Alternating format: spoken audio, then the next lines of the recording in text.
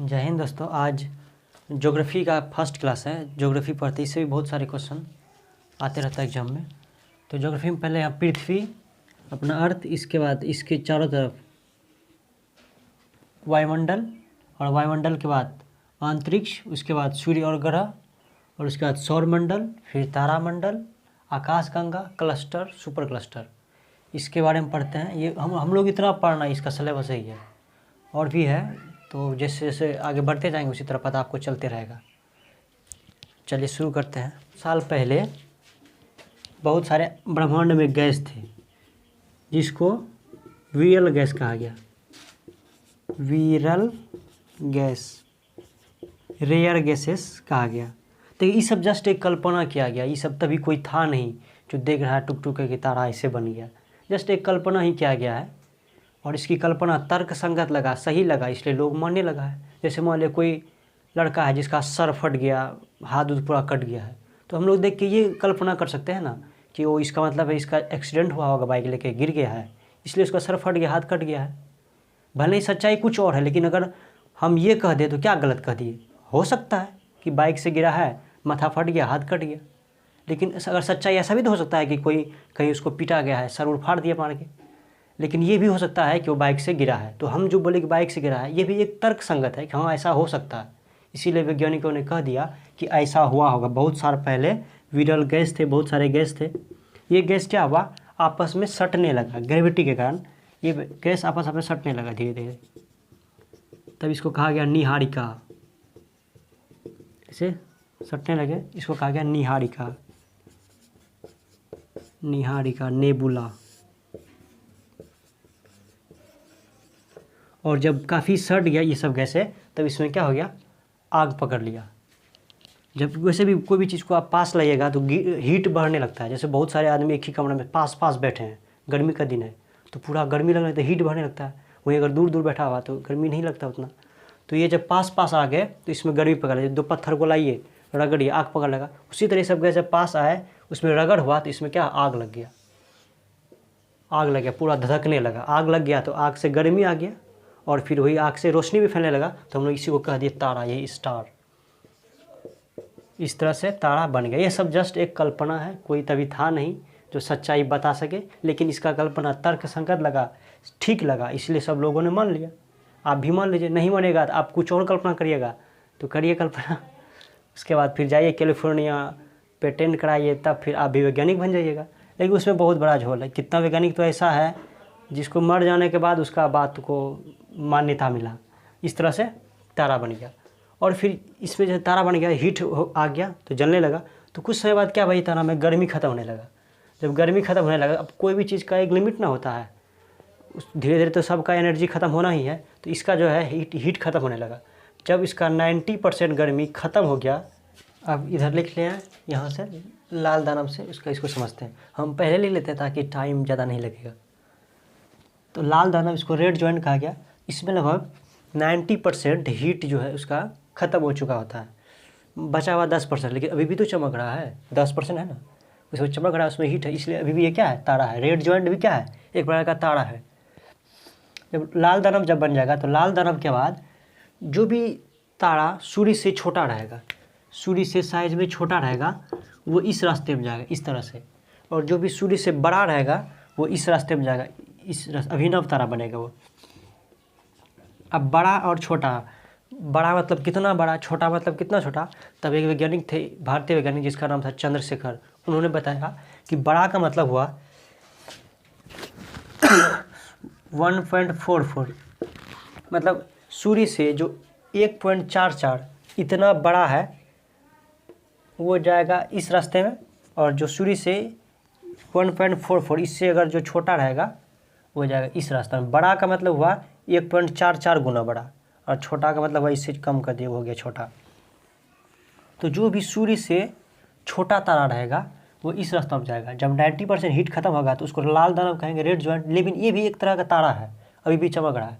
उसके बाद जब 95% उसका गर्मी खत्म हो जाएगा, हीट खत्म हो जाएगा, तब इसको कहेंगे श्वेत वामन, वाइट ड्वार्फ, या फिर इसको बोना तारा भी कहा जाता है। अभी भी ये तारा है, क्योंकि अभी भी उसका 5% तो गर्मी है, थोड़ा सा भी तो चमक रहा है, 5%। तो अभी भी एक तरह का तारा है। तो कहेगा श्वेत वमन क्या तारा है? हाँ है। क्यों? क्योंकि अभी भी ये चमक रहा है, 5% इसके पास हीट है, एनर्जी है।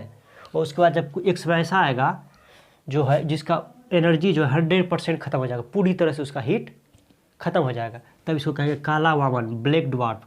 और जब पूरी तरह से उसका एनर्जी ख़त्म हो जाएगा तो ये चमकना बंद कर देगा, पूरा अब कुछ तो है ही ना, है पूरा ख़त्म हो गया, तो इसको कहेंगे चमकना बंद कर देगा, तब इसको कहेंगे वाइट ड्वार्फ, काला वामन। ये जो है चमकना बंद कर देता है, इसको तारा कहना सही होगा? नहीं, क्योंकि इसका पूरा एनर्जी ख़त्म हो चुका है। तो क्वेश्चन समझिए कि क्या ब्लैक ड्वार्फ एक तारा है? नहीं है, क्योंकि इसके पास 100% एनर्जी ख़त्म हो चुका है, ये चमकेगा ही नहीं, एनर्जी ही नहीं इसमें, तो ब्लैक ड्वार्फ एक तारा नहीं है। हाँ, अगर ये बोलेगा कि रेड ज्वाइंट तारा है, हाँ तारा है। श्वेत वमन तारा है, हाँ है तारा। क्यों? क्योंकि इसका अभी भी कुछ ना कुछ एनर्जी बचा हुआ है। लेकिन ब्लैक ड्वार्फ तारा नहीं है, ये चमकना बंद कर देता है, ये जो है अंतरिक्ष में ऐसे ही कचरा की तरह घूमते रहता है, धूमकेतु की तरह घूमते रहता है। अब इधर समझते हैं, जो सूर्य से बड़ा है 1.44 गुना, उसके लिए क्या होता है? जब रेड ज्वाइंट रहेगा, रेड ज्वाइंट के बाद जब इसके पास 95% हीट खत्म हो जाएगा, 95%, यहाँ 90 खत्म हो चुका है, तब इसको कहेंगे अभिनव तारा। और इसको इंग्लिश में कहते हैं सुपरनोवा स्टार, अभिनव तारा। ये अभिनव तारा, ये नाम से पता अभिनव तारा ये तारा है, क्योंकि इसके बाद 95% अभी भी हीट है। और जब इसके बाद जब 95% के बाद जब इसका जब हीट पूरा धीरे धीरे ख़त्म होते होते जब 100% इसका एनर्जी ख़त्म हो जाता है, तो इसमें क्या होता है? ब्लास्ट हो जाता है, सुपरनोवा स्टार में ब्लास्ट हो जाता है, और ब्लास्ट होके कई सारे टुकड़े में टूट जाते हैं, जिनमें से जो सबसे बड़ा टुकड़ा होता है उसको कहता है न्यूट्रॉन स्टार, न्यूट्रॉन तारा, न्यूट्रॉन स्टार। इसके बाद न्यूट्रॉन स्टार कहना गलत हो जाएगा, सिर्फ न्यूट्रॉन। क्यों? क्योंकि इसके पास एनर्जी ख़त्म हो चुका है। उसके बाद जब इसका और एक टुकड़ा होता है जिसको हम लोग पल्सर कहते हैं, एक और टुकड़ा, और एक टुकड़ा जिसको कहते हैं क्वेसर, और एक होता है जिसको कहते हैं ब्लैक होल। ये ब्लैक होल सबसे छोटा टुकड़ा होता है। ये सब जो है ब्लास्ट होने के बाद ये सब जो है घूमते रहता है, छोटे छोटे बन के घूमते रहता है, तो ब्लैक होल। लेकिन इसमें से पूछेगा सबसे ज़्यादा घनत्व किसका है, तो सबसे ज़्यादा घनत्व ब्लैक होल का है। ये साइज़ में भले ही छोटा होता है, यहाँ बड़ा बन गया है, साइज़ में छोटा होता है, लेकिन सबसे ज़्यादा घनत्व इसका ही होता है। ऐसा कहा जाता है कि ब्लैक होल का जो है 1 चम्मच मिट्टी का वजन जो है लगभग 10 हाथी के बराबर होता है। समझ सकते हैं, 1 चम्मच में उठेगा ही नहीं, टूट जाएगा। ऐसे समझाने के लिए 1 चम्मच का लीजिएगा उसका मिट्टी, तो 10 हाथी के बराबर है। अगर सबसे ज़्यादा पृथ्वी को खतरा किसी को है तो इसी ब्लैक होल से है। इसका घनत्व इतना ज़्यादा है कि अगर ये पृथ्वी से टकरा गया तो पृथ्वी को बीचों बीच फाड़ के निकल जाएगा, इतना इसका घनत्व है सबसे ज़्यादा। और ये जो है ब्लैक होल, सबसे ज़्यादा घनत्व ब्लैक होल का ही होता है। और ये ब्लैक होल जब भी पृथ्वी से टकराएगा तो उसको बीचों बीच फाड़ देगा। हम समझ रहे हैं, 1 चम्मच अगर ब्लैक होल अगर हम लोग ऊपर फेंक दिया जाए तो हम लोग के बीच से एकदम चीर के निकल जाएगा हम लोग। ठीक है दोस्तों, आगे समझते हैं इसको। जब 90% हीट ख़त्म हो गया तब इसको कहा गया रेड ज्वाइंट, रेड ज्वाइंट, या फिर इंग्लिश में लाल दानव, सॉरी हिंदी में लाल दानव, लाल दानव, इसको रेड ज्वाइंट कहा गया। अब इधर जगह नहीं है इसलिए इसको मिटा के उधर से लिखते हैं। अब इधर लिख लें यहाँ से लाल दानव से, इसको समझते हैं। हम पहले लिख लेते हैं ताकि टाइम ज़्यादा नहीं लगेगा। तो लाल दानव, इसको रेड ज्वाइंट कहा गया। इसमें लगभग 90% हीट जो है उसका ख़त्म हो चुका होता है, बचा हुआ 10%, लेकिन अभी भी तो चमक रहा है, 10% है ना, उसमें चमक रहा है, उसमें हीट है, इसलिए अभी भी ये क्या है? तारा है। रेड ज्वाइंट भी क्या है? एक प्रकार का तारा है। जब लाल दानव जब बन जाएगा तो लाल दानव के बाद जो भी तारा सूर्य से छोटा रहेगा, सूर्य से साइज में छोटा रहेगा, वो इस रास्ते में जाएगा, इस तरह से। और जो भी सूर्य से बड़ा रहेगा वो इस रास्ते में जाएगा, अभिनव तारा बनेगा वो। अब बड़ा और छोटा, बड़ा मतलब कितना बड़ा, छोटा मतलब कितना छोटा। तब एक वैज्ञानिक थे, भारतीय वैज्ञानिक, जिसका नाम था चंद्रशेखर। उन्होंने बताया कि बड़ा का मतलब हुआ 1.44, मतलब सूर्य से जो 1.44 इतना बड़ा है वो जाएगा इस रास्ते में, और जो सूर्य से 1.44 इससे अगर जो छोटा रहेगा वो जाएगा इस रास्ते में। बड़ा का मतलब हुआ 1.44 गुना बड़ा, और छोटा का मतलब हुआ इससे कम कर दिया, हो गया छोटा। तो जो भी सूर्य से छोटा तारा रहेगा वो इस रास्ता में जाएगा। जब 90% हीट खत्म होगा तो उसको लाल दानव कहेंगे, रेड ज्वाइंट, लेकिन ये भी एक तरह का तारा है, अभी भी चमक रहा है। उसके बाद जब 95% उसका गर्मी खत्म हो जाएगा, हीट खत्म हो जाएगा, तब इसको कहेंगे श्वेत वामन, वाइट ड्वार्फ, या फिर इसको बोना तारा भी कहा जाता है। अभी भी ये तारा है, क्योंकि अभी भी उसका 5% तो गर्मी है, थोड़ा सा भी तो चमक रहा है 5%, तो अभी भी एक तरह का तारा है। तो कहेगा श्वेत वामन क्या तारा है? हाँ है। क्यों? क्योंकि अभी भी ये चमक रहा है, 5% इसके पास हीट है, एनर्जी है। और उसके बाद जब एक समय ऐसा आएगा जो है जिसका एनर्जी जो है 100% खत्म हो जाएगा, पूरी तरह से उसका हीट खत्म हो जाएगा, तब इसको कहेंगे काला वामन, ब्लैक ड्वार्फ। और जब पूरी तरह से उसका एनर्जी खत्म हो जाएगा तो ये चमकना बंद कर देगा, पूरा अब कुछ तो है ही ना है, पूरा खत्म हो गया, तो इसको कहेंगे चमकना बंद कर देगा, तब इसको कहेंगे वाइट ड्वार्फ, काला वामन। ये जो है चमकना बंद कर देता है, इसको तारा कहना सही होगा? नहीं, क्योंकि इसका पूरा एनर्जी खत्म हो चुका है। तो क्वेश्चन समझिए कि क्या ब्लैक ड्वार्फ एक तारा है? नहीं है, क्योंकि इसके पास 100% एनर्जी खत्म हो चुका है, ये चमकेगा ही नहीं, एनर्जी ही नहीं इसमें, तो ब्लैक ड्वार्फ एक तारा नहीं है। हाँ, अगर ये बोलेगा कि रेड ज्वाइंट तारा है, हाँ तारा है। श्वेत वामन तारा है, हाँ है तारा। क्यों? क्योंकि इसका अभी भी कुछ ना कुछ एनर्जी बचा हुआ है, लेकिन ब्लैक ड्वार्फ तारा नहीं है। ये चमकना बंद कर देता है, ये जो है अंतरिक्ष में ऐसे ही कचरा की तरह घूमते रहता है, धूमकेतु की तरह घूमते रहता है।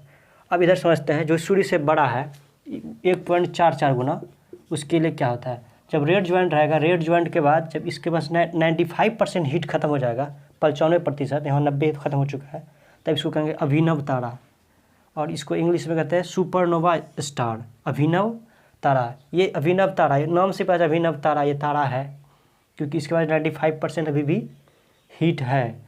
और जब इसके बाद जब 95% के बाद जब हीट पूरा धीरे धीरे खत्म होते होते जब 100% इसका एनर्जी खत्म हो जाता है, तो इसमें क्या होता है? ब्लास्ट हो जाता है, सुपरनोवा स्टार में ब्लास्ट हो जाता है, और ब्लास्ट होके कई सारे टुकड़े में टूट जाते हैं, जिनमें से जो सबसे बड़ा टुकड़ा होता है उसको कहता है न्यूट्रॉन स्टार, न्यूट्रॉन तारा, न्यूट्रॉन स्टार। इसके बाद न्यूट्रॉन स्टार कहना गलत हो जाएगा, सिर्फ न्यूट्रॉन। क्यों? क्योंकि इसके पास एनर्जी खत्म हो चुका है। उसके बाद जब इसका और एक टुकड़ा होता है जिसको हम लोग पल्सर कहते हैं, एक और टुकड़ा, और एक टुकड़ा जिसको कहते हैं क्वेसर, और एक होता है जिसको कहते हैं ब्लैक होल। ये ब्लैक होल सबसे छोटा टुकड़ा होता है। ये सब जो है ब्लास्ट होने के बाद ये सब जो है घूमते रहता है, छोटे छोटे बन के घूमते रहता है, तो ब्लैक होल। लेकिन इसमें से पूछेगा सबसे ज़्यादा घनत्व किसका है, तो सबसे ज़्यादा घनत्व ब्लैक होल का था। ये साइज में भले ही छोटा होता है, यहाँ बड़ा बन गया है, साइज में छोटा होता है, लेकिन सबसे ज़्यादा घनत्व इसका ही होता है। ऐसा कहा जाता है कि ब्लैक होल का जो है 1 चम्मच मिट्टी का वजन जो है लगभग 10 हाथी के बराबर होता है। समझ सकते हैं, 1 चम्मच में उठेगा ही नहीं, टूट जाएगा। ऐसे समझाने के लिए 1 चम्मच का लीजिएगा उसका मिट्टी, तो 10 हाथी के बराबर है। अगर सबसे ज़्यादा पृथ्वी को खतरा किसी को है तो इसी ब्लैक होल से है। इसका घनत्व इतना ज़्यादा है कि अगर ये पृथ्वी से टकरा गया तो पृथ्वी को बीचों बीच फाड़ के निकल जाएगा, इतना इसका घनत्व है सबसे ज़्यादा। और ये जो है ब्लैक होल, सबसे ज़्यादा घनत्व ब्लैक होल का ही होता है, और ये ब्लैक होल जब भी पृथ्वी से टकराएगा तो उसको बीचों बीच फाड़ देगा। आप समझ रहे हैं, 1 चम्मच अगर ब्लैक होल अगर हम लोग ऊपर फेंक दिया जाए तो हम लोग के बीच से एकदम चीर के निकल जाएगा हम लोग। कि सूर्य से सबसे करीब का तारा कौन सा है? ये अपना सूर्य हो गया, और इधर पृथ्वी इसका चक्कर लगा रहा होता है, अर्थ। कहेगा पृथ्वी से सबसे करीब का तारा क्या है? पृथ्वी से सबसे करीब का तारा सूर्य है। और कहेगा सूर्य से सबसे करीब का तारा क्या है? तो सूर्य से सबसे करीब का तारा है प्रोक्सिमा सेंचुरी।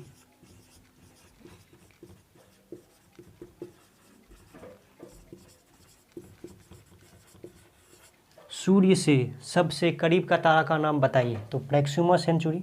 कहेगा पृथ्वी से सबसे करीब का तारा का नाम बताइए, तो क्या हो जाएगा? सूर्य हो जाएगा। अगर ये कहे पृथ्वी से करीब दूसरे तारा का नाम बताइए, तो उसका नाम क्या है? Proxima Centauri. प्रोक्सिमा सेंचुरी भी सूर्य की तरह ही चमक रहा होता है, लेकिन हम लोग को अभी तक प्रोक्सिमा सेंचुरी यहाँ से दिख ही नहीं सकता है। रीज़न ये है कि प्रोक्सिमा सेंचुरी बहुत ज़्यादा दूर है, इतना ज़्यादा दूर है कि वहाँ से जो है उसका रोशनी हम तक आ ही नहीं पाता है, इसलिए हमको दिखाई नहीं देता है। और ऐसा कहा जाता है कि अगर आप पृथ्वी से 3 लाख किलोमीटर चलेंगे, इतना स्पीड होना चाहिए कि 1 सेकंड में 3 लाख किलोमीटर चले जाए, तो पृथ्वी से अगर आप 1 सेकंड में 3 लाख किलोमीटर का दूरी तय करेंगे तो आपको पृथ्वी से प्रोक्सिमा सेंचुरी जाने में 2.5 साल लग जाएगा। समझ रहे, इतना दूर है, इसी वजह से हमको नहीं दिख रहा है, वहाँ से रोशनी आ ही नहीं पाता, इतना ज़्यादा दूर में है। आकाश गंगा के बारे में, तो आकाश गंगा क्या होता है इसको समझते हैं।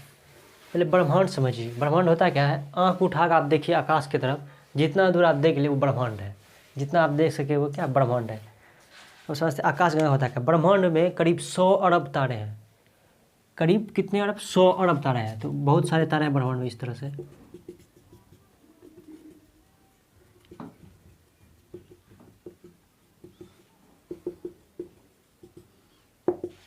हम पहले ये सब बना लेते हैं।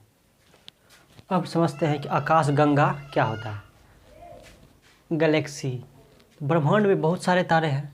कैसे आए तारे पता चल गया हो, बहुत सारे गैस थे जिसको विरल गैस कहा गया, बाद में निहारिका बना और उसमें ग्रेविटी के कारण उसके बाद उसमें क्या हो गया, आग लग गया, वही तारा बन गया जो कि गर्मी और हीट देता है।